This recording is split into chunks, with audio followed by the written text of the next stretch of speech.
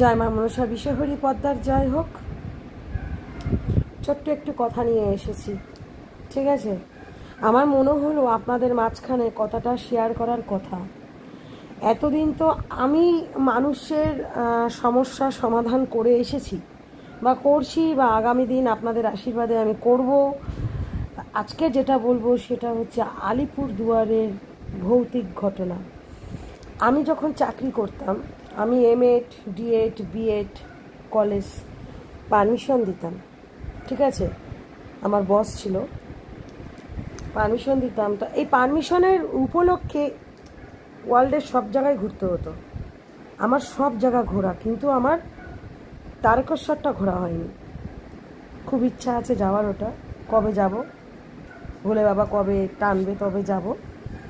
একদিনকে রাত্রিবেলা করে আমরা মানে আলিপুরদুয়ারের ওইদিকে কলেজ আছে, মানে বাঁ দিকে চলে গেল গ্যাংটক, ঠিক আছে, ডান দিকটা চলে গেছে আলিপুরদুয়ার। অসাধারণ জায়গা, দেখার মতো দৃশ্য, মানে সবুজ আর সবুজ, পরিষ্কার রাস্তা, আর সবসময় না মেঘলা মেঘলা থাকে, এত সুন্দর জায়গা। আর আলিপুরদুয়ারের যে ফরেস্ট, ওটা তো আরও ভালো।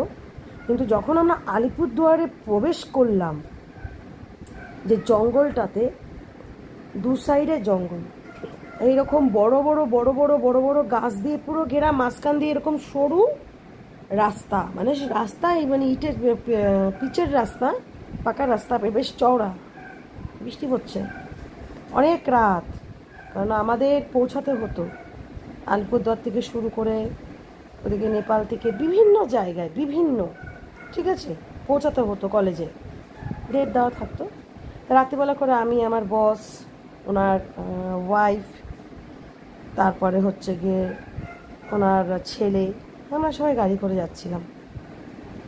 যখন গাড়ি করে যাচ্ছিলাম প্রচণ্ড পরিমাণে বৃষ্টি পড়েছে, সেটা কিন্তু বোঝা যাচ্ছে। গাড়িতে তো বসে রয়েছি, অতটা তো অনুভব করতে পারছি না বাইরের বৃষ্টিটা। ফট করে দেখছি গভীর জঙ্গল, গভীর রাত, কিছু কিছু জায়গায় আলো দেখা যায়, কিছু কিছু জায়গায় আলো দেখা যায় না। একটি লোক পুরো উলঙ্গ এরকম এরকম এরকম এরকম করে করে গুটি গুটি গুটি গুটি গুটি পায়ে হেঁটে যাচ্ছে। তা আমি আবার ম্যাডামকে বললাম যে ম্যাডাম দেখলেন এটা কি? তখন বলছে যে হ্যাঁ, তুমিও যা দেখলে আমিও তা দেখলাম। আমার বসও বললো হ্যাঁ, কোনো পাগল হবে হয়তো। বললাম হতেই পারে। আবার ভাবলাম এত রাতে এখানে পাগল কি করছে?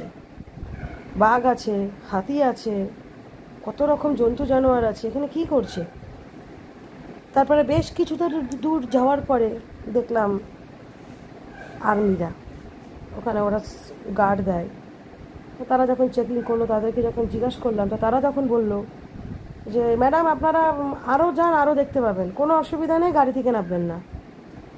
না, বেশ ভালো কথা। আগালাম, আবার গেলাম। যাওয়ার পরে গিয়ে দেখি, কিছুটা দূরে যাওয়ার পরে গিয়ে দেখি সেম সেই লোকটা। এবার আমার বস কী করলো, কিছুটা দূরে গাড়িটা থামিয়ে দিল। যে লোকটা কে? আমাদের মনে এই কৌতূহলটা এসেছিল, আমরা তো 4 চাক্কা নিয়ে যাচ্ছি, আর সে তো হেঁটে আসছিল ওই ঘন জঙ্গলের মধ্যে দিয়ে, তাকে তো ছেড়ে আমরা ওভারটেক করে এসছি। সে তাহলে অত দ্রুত আমাদেরকে কি করে ওভারটেক করলো করে, আর ঠিক বাড়ির সামনে এসে দাঁড়িয়ে পড়লো। মাথাটা নিচু, ঝাঁকড়া ঝাঁকড়া চুল, পুরো উলঙ্গ, আবঝা আবঝা দেখা যাচ্ছে, পুরো গাড়ির সামনে আসছে, গাড়ি আমরা পিছনে নিচ্ছি।